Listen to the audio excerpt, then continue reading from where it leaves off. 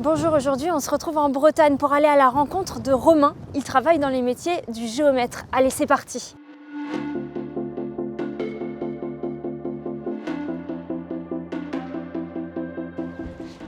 Bonjour Romain! Bonjour Chloé, Est-ce que tu peux nous expliquer pourquoi on est là aujourd'hui? je suis géomètre et télépilote au sein d'un cabinet de géomètre expert. D'accord. Et on a été missionné pour faire un relevé d'une plage dans le cadre d'un projet de parc éolien offshore. Dans un premier temps, moi j'ai des points à placer au sol, des repères géoréférencés. Bon bah c'est parti, donc on va placer le dernier point ici. Avec le drone, je pourrais facilement repérer mon point. Il faut plusieurs repères, donc là j'en ai 6 ou 7 sur l'intégralité de mon chantier. Voilà. Et ensuite une petite marque de peinture pour que ma station soit visible depuis le drone. Depuis le drone, Ouais, d'accord, ok. Mais ça va être plus compliqué de mettre cette marque de peinture sur la plage en revanche.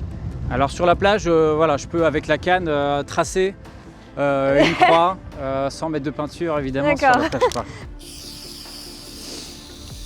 Mais alors c'est quoi exactement ce bâton là? Alors ça c'est un GPS, donc on a une antenne, ici on a un téléphone portable avec une application. D'accord. Et le but c'est de géoréférencer tous les points qu'on a placés au sol. Ensuite on part sur la zone de décollage. C'est la bête. Ça c'est la bête. Si moi j'ai envie de le faire, est-ce que j'ai le droit par exemple? Non, ici pour décoller déjà il faut demander des autorisations. Et pour pouvoir piloter aussi en tant que professionnel, il faut obtenir un certificat d'aptitude théorique. On va pouvoir parcourir ici 48 hectares en 45 minutes. S'il n'y avait pas eu de drone, tu aurais fait ça en combien de temps? Ça aurait mis une bonne journée, voire 2 journées pour relever un maximum de points sur la zone, quoi. Il n'y a plus qu'à démarrer la radiocommande et puis c'est parti.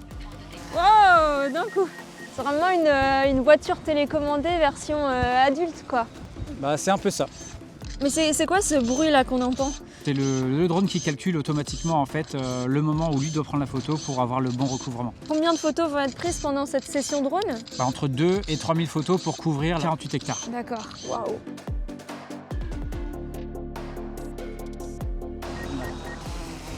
Il n'y a plus qu'à ranger le drone maintenant. On va pouvoir se diriger vers le bureau pour extraire les données.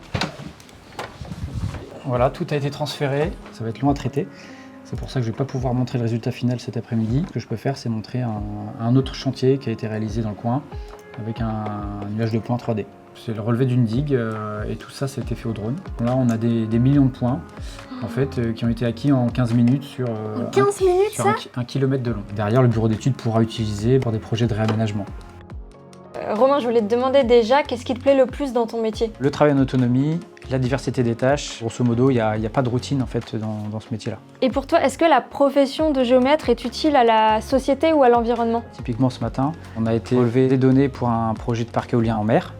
Tout ça, ça va permettre la construction de ces éoliennes qui vont produire de l'énergie renouvelable. Et que dirais-tu à un jeune pour l'inciter à devenir géomètre? C'est un métier d'intérieur et d'extérieur. Ça allie partie juridique, partie scientifique surtout.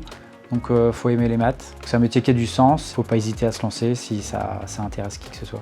Si toi aussi tu rêves d'intégrer les métiers de géomètre, alors n'hésite plus.